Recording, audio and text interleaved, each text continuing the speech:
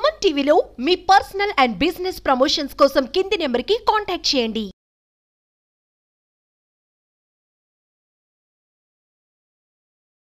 నమస్తే రమగారు.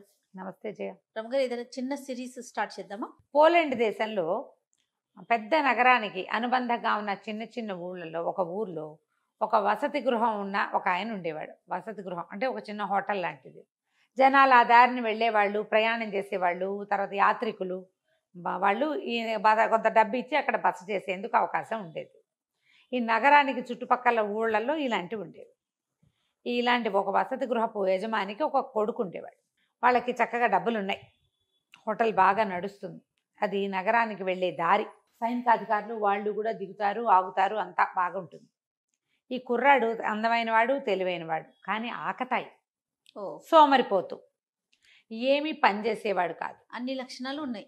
ఒకడే కొడుకు అవడంతో వాళ్ళ అమ్మ వాడిని బాగా పోషించేది. రకరకాల మద్యాలు తాగటం, ఫ్రెండ్స్ తోటి అల్లరి చిల్లరి పనులు చేయటం, అక్కడికి ఇక్కడికి వెళ్ళిపోతూ ఉంటాం. అప్పుడప్పుడు వాళ్ళ నాన్న గల్లాపేటలోంచి ఒక 10 రూపాయలు సంగ్రహించడం, ఇలాంటివి చేసేవాడు. తండ్రి మాట వాడు వినేవాడు కాదు.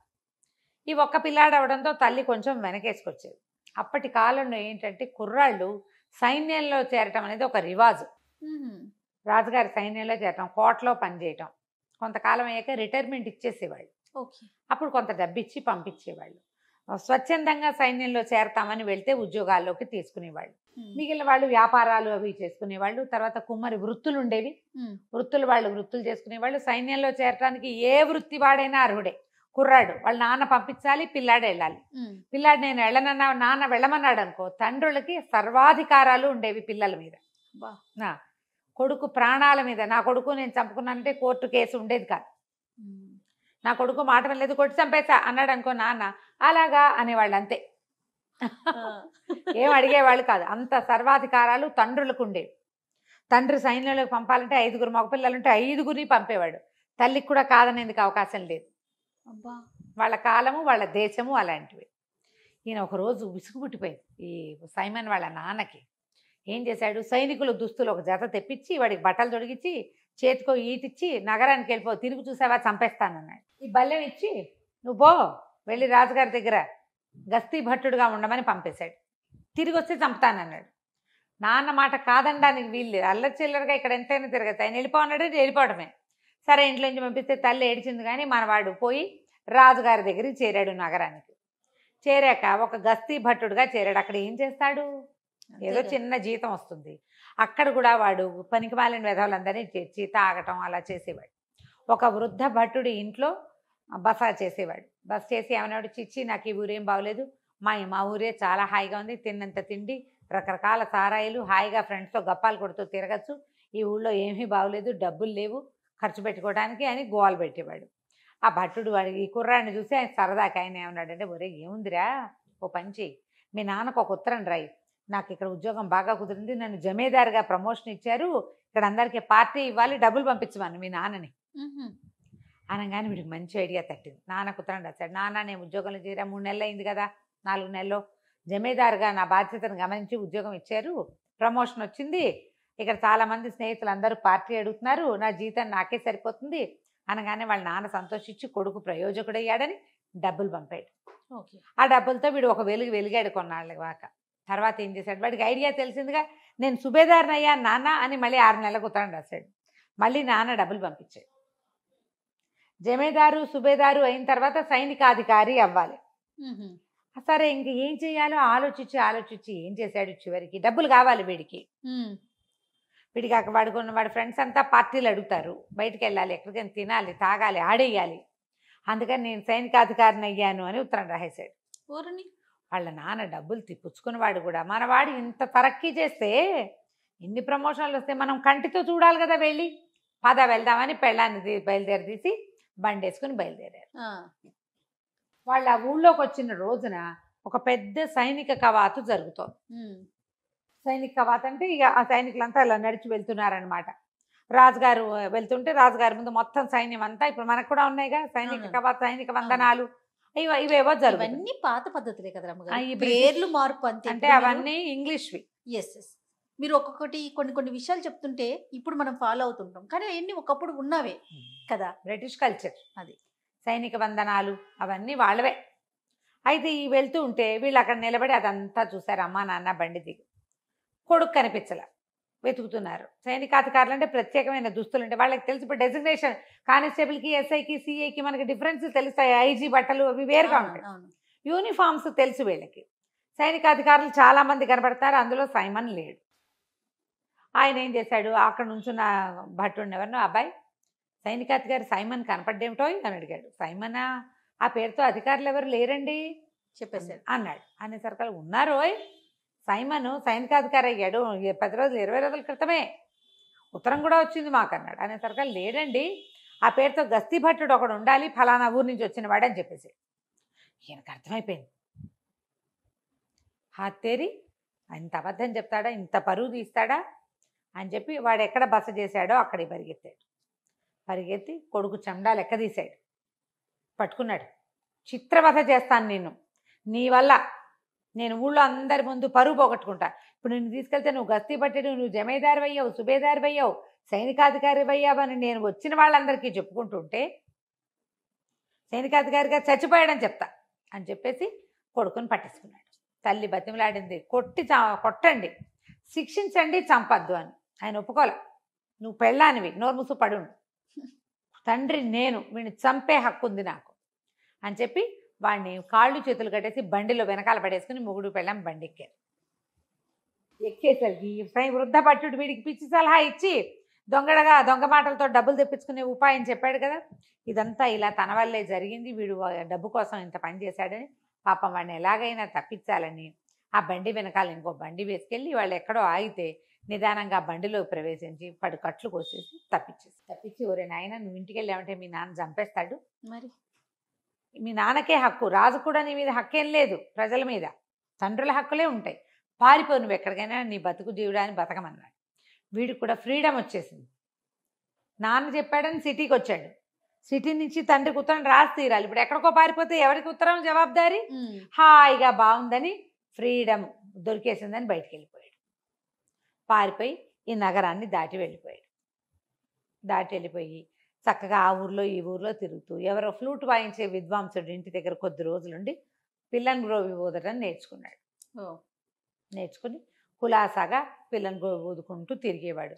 వీడు ఏ ఊరు వెళ్ళినా వీడి అందము, వీడి హ్యాండ్సమ్ పర్సనాలిటీ, కొంతకాలం ఈ గస్తీ పట్టుడుగా ఉండడంతో కొంచెం కండలు తీరిన వాడి శరీరము, ఈ ఫ్లూటు, చక్కగా మాట్లాడటం వచ్చు, మంచి కంపెనీ ఇస్తాడు వాడు, కబుర్లు చెప్తాడు, మందు కంపెనీ బాగా ఇస్తాడు, ఏదైనా ఆట ఉంటే నేను ఆడతా అంటాడు.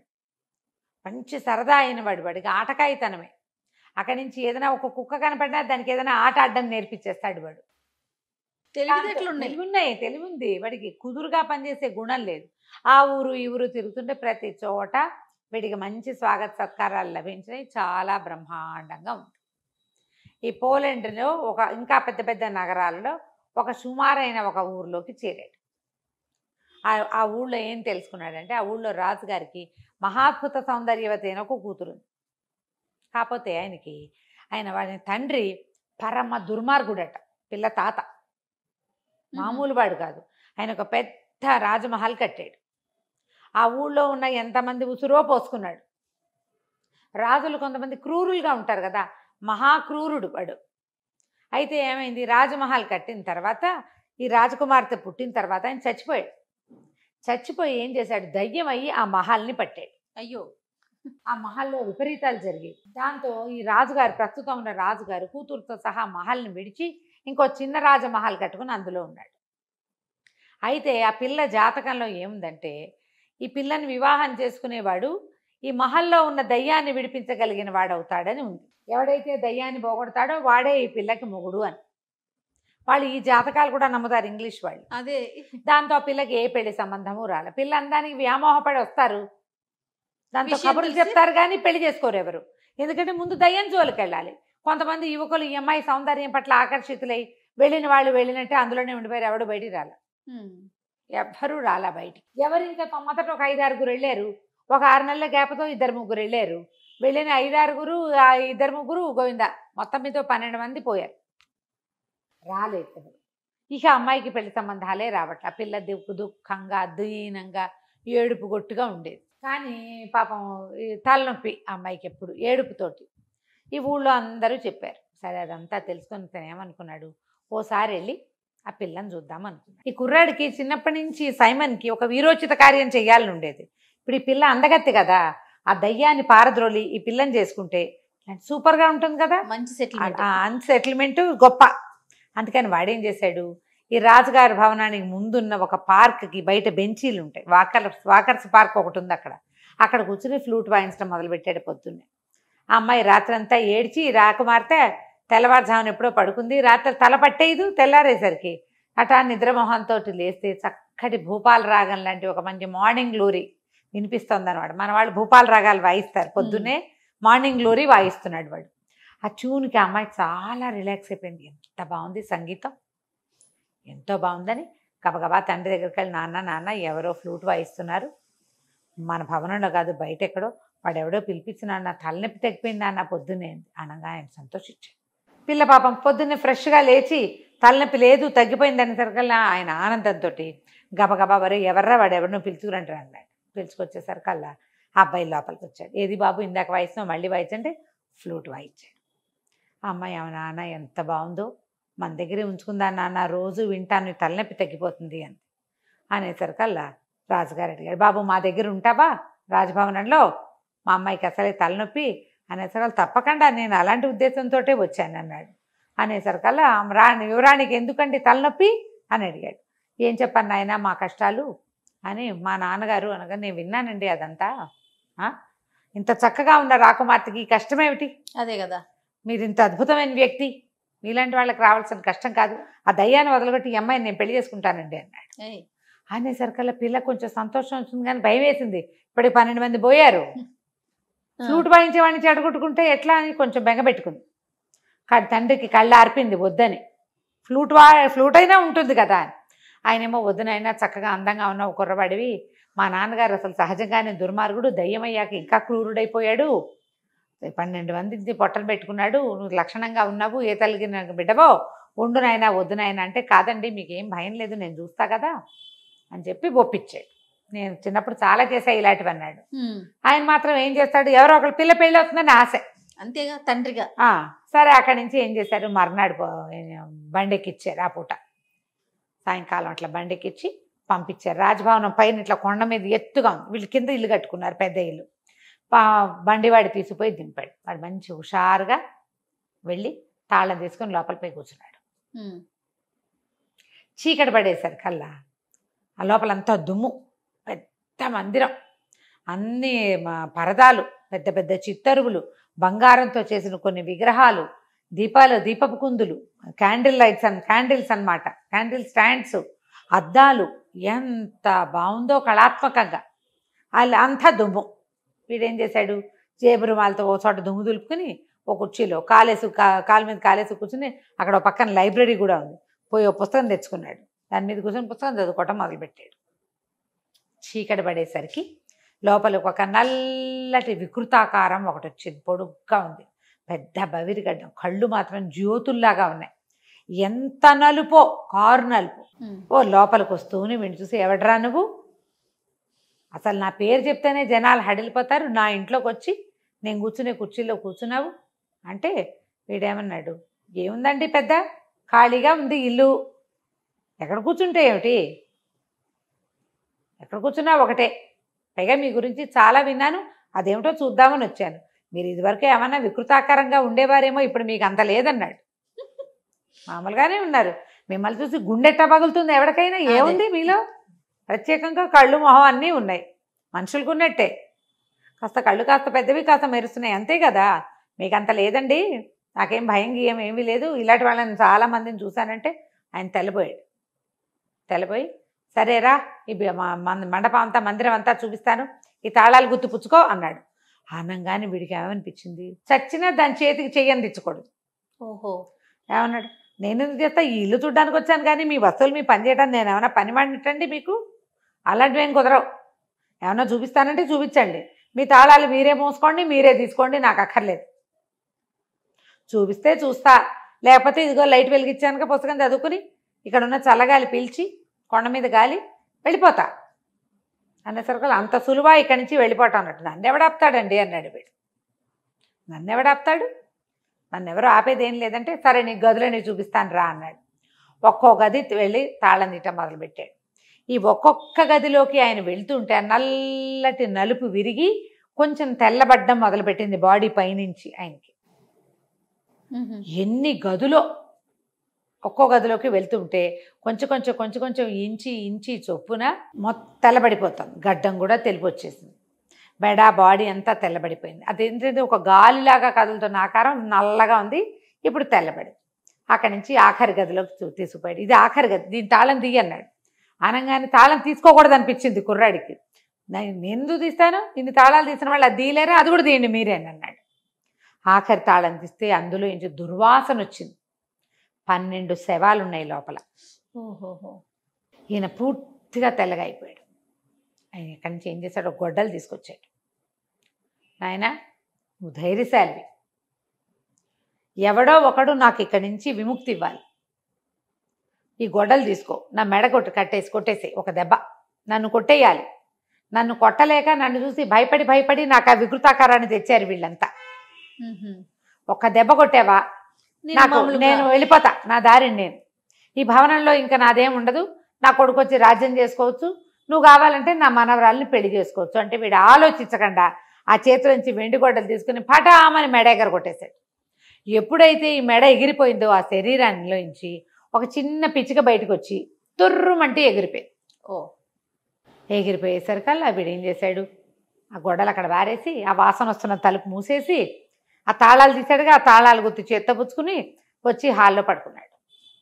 అర్ధరాత్రి ఎక్కడికి వెళ్తాడు, తెల్లవారి బండివాడు వచ్చేసరికల్లా అన్ని తలుపులు తీసున్నాయి.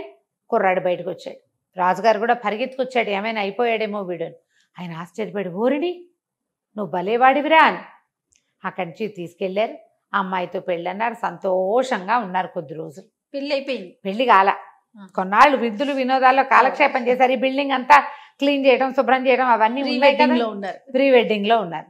అక్కడి నుంచి కుర్రాడు అన్నాడు, నేను చాలా సంవత్సరాలు అయిపోయింది, నేను మీ ఇంట్లో నుంచి వచ్చేదాన్ని 2-3 ఏళ్ళు అయిపోయింది, మరి మా అమ్మ నాన్నని చూసి రావాలి, నేను వెళ్ళి తీసుకొస్తా పెళ్ళికి, నేను ఒక్కడనే కొడుకుని అని చెప్పాడు.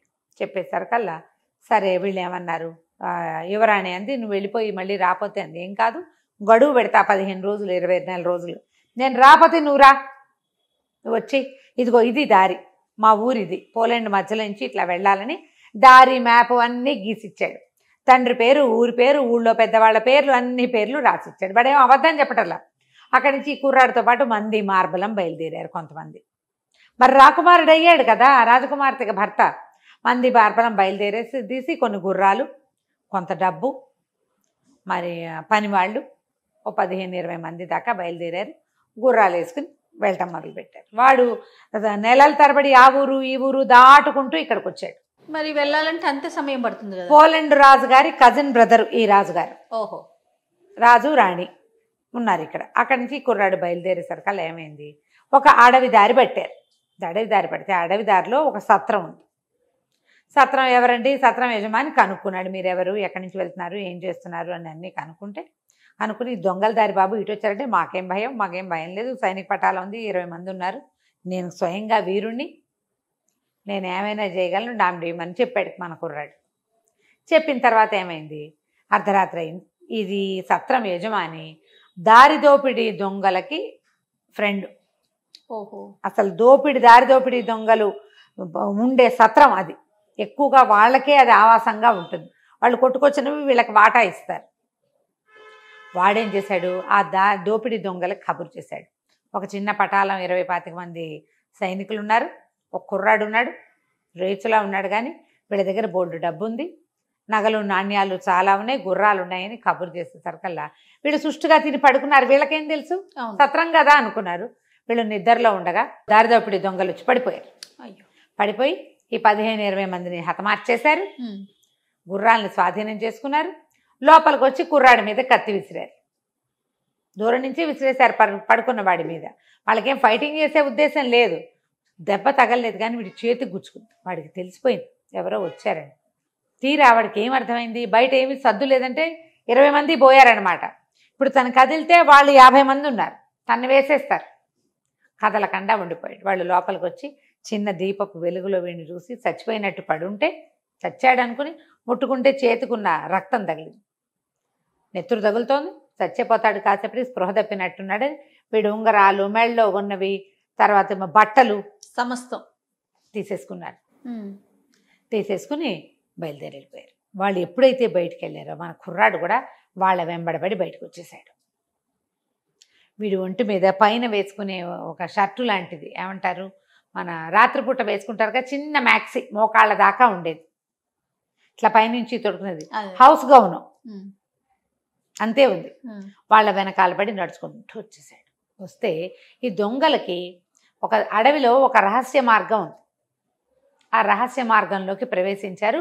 వీడు కూడా అదే రహస్య మార్గంలోకి వెళ్ళిపోయాడు లోపలికి. వాళ్ళ వెనకాల పడి వెళ్ళేసరికల్లా వాడికి ఏమర్థమైంది, ఆ రహస్య మార్గంలోంచి బయటికి వెళ్తే తన ఊళ్ళోకి వెళ్తారు. అది తన స్వగ్రామానికి దగ్గర. వాడికి ఆ దారులని తెలుసు కదా, పెద్ద పిల్లాడు కదా వాడు. చూసుకుని అక్కడి నుంచి ఏముంది, ఒంటి మీద ఏమీ లేవు, కర్రా పుల్లా కత్తి ఏమీ లేవు, ఈ చొక్కా తప్ప. అక్కడి నుంచి ఆ దొంగల్ని తప్పించుకుని వాళ్ళ అవతలకి వెళ్ళిపోం. కానీ వీడు తన ఊరి పొలాల్లోకి ప్రవేశించాడు. ఎవరో కొందరు రైతులు, కూలీలు కనపడ్డారు. వీడిని గుర్తుపో, ఓహోయ్ సైమన్ వచ్చావా అని పలకరించి, ఏమిటో సైనికాధికారి అయిపోయేమిటి, ఈ గుడ్డలేమిటి, ఈ అవతారం ఏమిటి, ఇదేమిటి, జబ్బకా దెబ్బ ఏమిటి అని ఎక్కిరిచ్చి వేళాకోళం చేస్తే వాడు వాళ్ళని బతిమలాడుకున్నాడు. అరే బాబు అన్నీ వచ్చాయిరా, దొంగలు పడ్డారు, వాళ్ళ వెనకాల పడి వచ్చాను. అవును ఇది దొంగల దారే వాళ్ళకి తెలుసు. వాళ్ళు ఏం చేశారు, సరే వీడికి చలి వేసుకోవడానికి ఒక ప్యాంటు, అక్కడి నుంచి తల కట్టుకోవడానికి ఒక తలగుడ్డ ఇచ్చి, వస్తే స్వెటర్ లాంటిది ఇచ్చి వాడిని ఊళ్ళోకి ప్రవేశపెట్టారు. ఇంటికి వెళ్ళేసరికి నా తండ్రి ఇంట్లో లేడు. వాళ్ళ అమ్మ వీడిని చూసి కావలించుకొని, నాయన బతికే ఉన్నవరా నాయన అని అన్నం పెట్టి పడుకోబెట్టింది. తినేసి పడుకున్నాడు. ఇప్పుడు ఎంత దూరమో నడిచి వచ్చాడు కదా రాత్రి చల్లు. సరే తెల్లారి ఆ తండ్రి బయట ఊరు నుంచి ఇంటికి రాగానే తల్లి మొహం చూసేసరికల్లా ఆయన ఆశ్చర్యపడి, ఏంటి నీ మొహం అలా ఉంది, ఏం జరిగింది అనేసరికల్లా ఆవిడ బిక్కమొహం వేసి, పిల్లవాడి వార్త తెలిసిందండి. వార్త తెలిసిందా, వాడే వచ్చాడా, వార్త తెలిస్తే నీ మొహం ఇలా ఉండదు, ఇంకోలా ఉంటుంది, వార్త తెలిసిందంటే ఉత్సాహంగా చెప్పేది. పిల్ల ఏడుపు మొహం ఉంది అంటే ఏమిటర్థం, పిల్లాన్ని చూసి ఏడ్చిందనమాట ఆవిడ. అక్కడి నుంచి ఆవిడ బతిమలాడింది, బామాలింది, వాడిని చంపేస్తానన్నాడు నాన్న.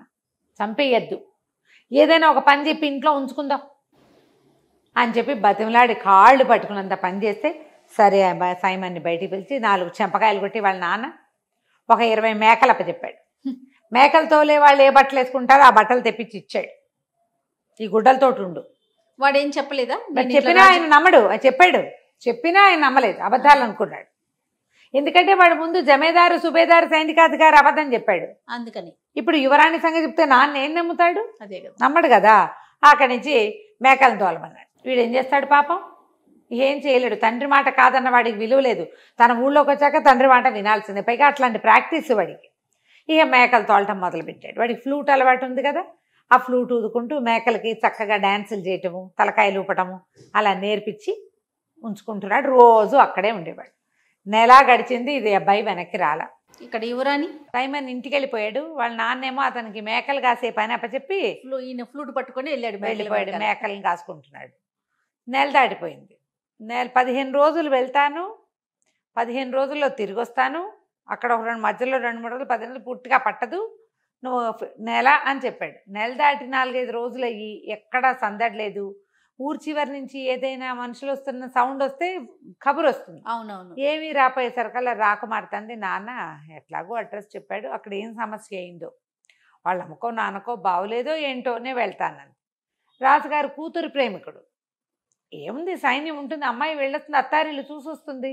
వాడంతటా వాడు దయ్యాన్ని పారద్రోలి రాకుమార్తెగా మొగుడయ్యే అర్హత సంపాదించుకున్న వాడి కోసం ఆ మాత్రం చెయ్యొచ్చు కదా అని నాన్న కూతుర్ని ఒక పటాలం ఇచ్చి పంపించాడు. సైన్యము దాసదాసి గణంతో రాకుమార్తె తన తాలూకు ఒరిజినల్ అటైర్ తోటి తన చక్కగా అలంకరించుకుని బయలుదేరి ఒక 4 రోజులు 3 రోజుల్లో ప్రయాణం చేసి అడవిలోకి చేరారు. కొంత ప్రయాణం చేసి అడవి మధ్యలోకి వచ్చారు.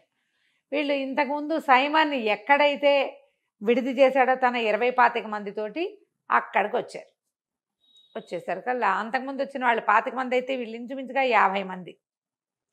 ఒక 7-8 మంది దాసీలు అమ్మాయికి. అమ్మాయి చూస్తే కుర్రాడు మగపిల్లాడు ఏం పెట్టుకుంటాడు, ఏదో గొలుసేసుకుని 4 ఉంగరాలు పెట్టుకుని కొంచెం టపటపలాడే బట్టలు వేసుకుంటాడు. అమ్మడికి పైనుంచి కింద దాకా అంతా అలంకారమే. రాకుమార్తె మళ్ళీ. రాకుమార్తె దానికి తోడు. ఆ సత్రం యజమానికి పిచ్చ సరదా వచ్చేసింది. అయ్యో బాబోయ్ ఎన్ని నగలు! ఆ పని వాళ్ళు కూడా నగలు పెట్టుకున్నారు వాళ్ళు దుంపదేగా. ఆ. సైనిక పటాలం అంతకుముందు వచ్చిన వాళ్ళు ఊరికే సహాయానికి వచ్చిన సైనికులు, వీళ్ళు రాకుమార్తె వెనకాలండే మంది మార్బలం, వీళ్ళంతా గ్రాండ్ పార్టీ. వీడు కాస్త ఆ దొంగలకి దారి దోపిడీ దొంగలకి కబురు చేశాడు. కబురు చేస్తే ఏమైంది, సాబురు వెళ్ళింది. సాయంకాలం అయ్యేసరికల్లా రాకుమార్తె ఏం చేసింది, ఆ సత్రం యజమాని భార్యని దా మాతో పాటు కూర్చో, మాతో పాటు టీ తీసుకుంది, కానీ చాలా ఆదరంగా పిలిచింది.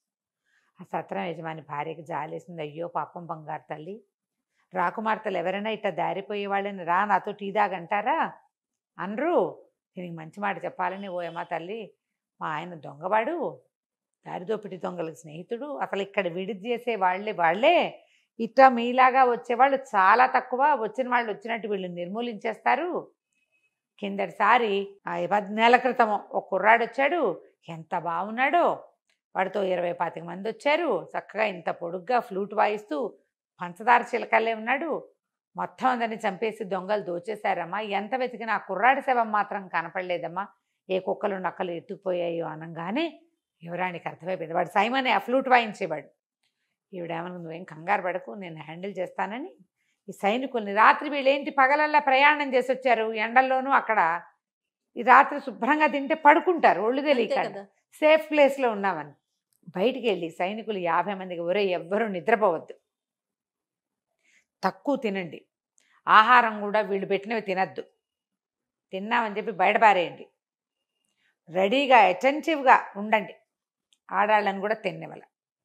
వాళ్ళు పెట్టింది తను కూడా రాత్రి భోజనం తింటే పడుకునేందుకు ఏం కలుపుతారో అందులో, వీళ్ళు లోపల ప్రయాణంలోకి తెచ్చుకున్నటువంటి రొట్టెలు వెన్న తినేసి మాట్లాడకుండా కూర్చున్నాడు, నిద్రపోయినట్టు నటించారు. ఇట్లా దొంగలు లోపలికి అని రావటం ఏమిటి, 50 మంది, వాళ్ళు 20-25 మంది వచ్చారు. లాస్ట్ టైం చాలామంది వచ్చి చిన్న పటాలం ఉంది, వీళ్ళేమో నిద్రపోయేవాడిని ఏం చేయొచ్చు, ఈజీ కదా. మొత్తం అంతా తిరగబడి మీదబడి సత్రం యజమాని కూడా మెడ నరికేశారు. వచ్చిన వాళ్ళందరూ పోయారు, వాళ్ళ గుర్రాలు మిగిలినాయి, యజమాని పడిపోయాడు. అక్కడి నుంచి తెల్లవారంగానే తట్టబుట్ట సర్దుకున్నారు. ఆ యజమానురాలికి ఈ శవాలన్నీ అప్పచెప్పి ఓ 4 దోసెళ్ళ ధనం ఇచ్చి, మరి మీద పడ్డప్పుడు చంపక తప్పలేదమ్మా, పోన్లేమ్మా దుర్మార్గుడు పోతే పోయాడు, ఎంతమందినో చంపి పాపం మూట కట్టుకున్నాడు అంటుంది ఆవిడ. వచ్చేటప్పుడు మళ్ళీ విడిది చేస్తామని, ఇక్కడ ఎవరినైనా పెట్టి నిన్ను మాతో నమ్మకస్తురాలుగా ఉంచుకుంటామని మాటిచ్చి బయలుదేరి వెళ్ళిపోయారు. ఇక అమ్మాయికి ముందు మ్యాప్ గీసిచ్చాడు, తనేమో 1 రోజులో వెళ్ళిపోయాడు. ఈ రహస్య దారి, అడవి దొంగలు వెళ్తున్నటువంటి అది అడవి దారిలో రహస్యదారులు ఇంకుండా తన ఊరికి సింపుల్గా వెళ్ళిపోయాడు సైమన్. వీళ్ళకి టైం పట్టింది, వాడు అప్పుడే తెలుసుకున్నాడు ఆ దారి. వీళ్ళు గీసిచ్చిన మ్యాప్ ప్రకారం నిదానంగా ప్రయాణం చేసుకుంటూ రాకుమార్తె అలసిపోకుండా ఆ ఊరు తీసుకుపోయారు. తీసుకెళ్తే దూరం నుంచి సైనిక పటాలం వస్తుంటే మనవాడు మేకలు కాసుకుంటున్నాడు. ఎప్పుడైతే ఆ పతాకాలు కనపడ్డాయో రాకుమార్తె తన కోసం వచ్చేస్తుందని తెలిసిపోయింది వాడికి. ఆ పతాకాలు యువరాణికి ఒక రకం, రాజుకు ఒక రకము ఉంటాయి. చిన్న బ్యాండు, తక్కువ మంది జనము, తర్వాత ఏమో ఇలా స్త్రీలు వస్తున్న సంకేతము తెలియగాని వీడేం చేశాడు, తన దగ్గర 20 మేకలు ఉన్నాయిగా, ఆ మేకల కాళ్ళకి మెళ్ళోను పువ్వుల దండలు కట్టాడు. పువ్వుల దండలు కట్టి అక్కడ సైనిక కవాతులు ఉంటాయి నగరాల్లో, మేకలతోటి కవాతు చేయించాడు సైమన్. ఫ్లూట్ వాయిస్తూ ఆ మేకలు 20ని ఆవిడకి ఎదురుగుండా, ఆ వస్తున్న పటాలానికి ఎదురుగుండా వెళ్తే అందరూ నవ్వలేక పడి తెచ్చారు. మేకలు చేసే కవాతులు చూసి అవి తలకాయ లుపుతూ కాళ్ళు నేల మీద కొడుతూ నడుస్తూ వస్తూ ఉంటే గొప్ప సరదా వచ్చింది. యువరాణి దిగి పరిగెత్తుకొచ్చింది. ఏంటి ఇట్లా చేసావు, ఏమైపోయావు అంటే, ఇగో ఇలా జరిగింది, మాకు తెలియలేదు, ఒక దొంగదారిని గుండా వచ్చేసాను, కానీ నాకు బయటకు వచ్చే వీలు లేకపోయింది, మా నాన్న చండశాసనుడు, సరే నేను రాకపోతే నువ్వే వస్తావులే అని స్థిమితంగా ఉన్నాను అని చెప్పాడు. చెప్తే అమ్మాయి ఏమంది, సరే వెళ్ళిపోదాం, మీ నాన్నకి చెప్పు ఉండాల్సింది కదండి, మా నాన్న చెప్పినా నమ్మడు, అంతకుముందు నేను అబద్ధాలు చెప్పున్నా కదా అనేసరికి సరేనంది యువరాణి. అక్కడి నుంచి సైమన్ మేకలు తోలుకుని ఈవిడ తన గుర్రాలతో సహా చేరారు అక్కడికి. వాళ్ళ నాన్న నడిపిస్తున్నటువంటి, ఏమంటారు దాన్ని, మన ఆహారశాల లాంటిది ఏదో ఒకటి, చిన్న హోటల్ లాంటిది. అక్కడికి వెళ్ళేసరికల్లా ఈ రాజకుమార్తె తెలిసిపోతుందిగా, ఊళ్ళో అందరికీ తెలిసిపోయింది. ఆయన వచ్చి వీడికి వందనం చేశాడు. చేసేసరికల్లా ఏమిటి ఇటు వచ్చారంటే, నేను నీ దగ్గర ఉంటాను, అన్నది. అంటే మీకోసం పెద్దవాళ్ళు ఉండటానికి ఇంకా పెద్ద పెద్ద హోటల్స్ ఉన్నాయంటే, కాదు కాదు నాకు ఇదే నచ్చింది, మీ చిన్న మోటల్లే నచ్చింది, నేను ఇక్కడే ఉంటాను. అక్కడి నుంచి ఈ మేకలు కాసే అబ్బాయి, వీడు నాకు చాలా ఇష్టం, మా నాన్న దగ్గర పనిచేశాడు ఇది వరకు, వాడిని నాకు సహాయంగా పెట్టమని అనేసరికి ఆయన అన్నాడు, ఇంకా నయం, వీడికి బుద్ధి లేదమ్మా, ఆకతాయి వాడు అసలు సరైన వాడు కానే కాదు, అబద్ధాలు చెప్తాడు, పిచ్చిగుడలు వాడును, వాడెందుకమ్మా అన్నాడు. కాదు కాదు మా నాన్న దగ్గర పనిచేశాడు కదా, ఫ్లూట్ వాయిస్తాడు, నాకు బాగా తెలుసు, నాతోటే అట్టు పెట్టుకుంటాను. ఇంకేం చేసేదేం లేక ఆ మేకలు కాసే తన కొడుకుని కూడా వీళ్ళతో పాటు పైన ఉన్న హోటల్లో ఒక ఫ్లోర్ అంతా ఖాళీ చేయించి ఒక ఫ్లోర్ రాకుమార్తెకి ఇచ్చాడు. వీళ్ళిద్దరు బాగా కబుర్లు చెప్పుకున్నారు. తెల్లవారి పొద్దున యువరాణి దిగొచ్చింది. దాంతోపాటుగా సైనికాధికారి దుస్తులు ధరించిన సైమన్ కూడా దిగొచ్చాడు. వీళ్ళ నాన్న గుర్తుపట్టలేదు వాడిని. గుర్తుపట్టక ఆవిడకో వందనం ఈయనకో వందనం చేశాడు. ఆ అమ్మాయి పక్కపక్క నవ్వుతూ, ఏంటండి మీ అబ్బాయిని గుర్తుపట్టరా మీరు అని అనేసరికల్లా ఆయన నిర్ఘాంతపోయి చూసి, ఎందుకు గుర్తుపట్టినమ్మా, ఈయన కొంచెం మా అబ్బాయిలాగా ఉన్నాడు కానీ మా అబ్బాయి ఎప్పటికీ సైనికాధికారి కాలేడండి అన్నాడు. అనేసరికల్లా వాడు, నాన్న నేనే నాన్న అన్నాడు. ఆయన ఆశ్చర్యపోయాడు. అట్లా ఎట్లా అయ్యావురా, పోలాండ్ నగరంలో ఉన్నవాడివి, ఈవిడ ఈ నగరానికి ఎలా వెళ్ళావు, ఎట్లా సైనికాధికారి అయ్యావంటే, అప్పుడు రాకుమార్తె, మీ అబ్బాయి వల్లే మా రాజ్యానికి పట్టిన పీడ విరగడైంది, మా తాత దయ్యం వదిలి మా భవనం మాకు చేజిక్కింది, మేమిద్దరం వివాహం చేసుకోవాలనుకున్నాం, మా అమ్మా నాన్న కావాలన్నాడని పంపించాను అనేసరికి వీడు జరిగిందంతా చెప్పాడు. అంతకుముందు తల్లికి చెప్పాడు, తల్లి అంతా నమ్మింది, తండ్రి చచ్చిన నమ్మల, వీడు అన్ని అబద్ధాలు అంటాడు ఆయన. అదేలే చిన్న వెధవ, వీడు ఎలాగ దయ్యాన్ని వదిలిస్తాడు, వీడు ఎట్లా దొంగల నుంచి తప్పించుకొస్తాడు, ఆయన నమ్మకం లేదు అబ్బాయి మీద. ఆయన చాలా ఆశ్చర్యపోయాడు, చాలా సంతోషించాడు. తర్వాత అందరూ కలిసి ఈ అమ్మాయి తాలూకు రాజకుమార్తె తాలూకు నగరానికి వెళ్ళిపోయారు. చక్కగా వివాహం చేసుకుని ఆ చిన్న నగరానికి రాజై ఎంతో కాలం సైమన్ సంతోషంగా రాజ్యాన్ని పరిపాలించాడు. కథ కంచికి మనం ఇంటికి. సూపర్. నమస్తే రమ్య గారు. నమస్తే.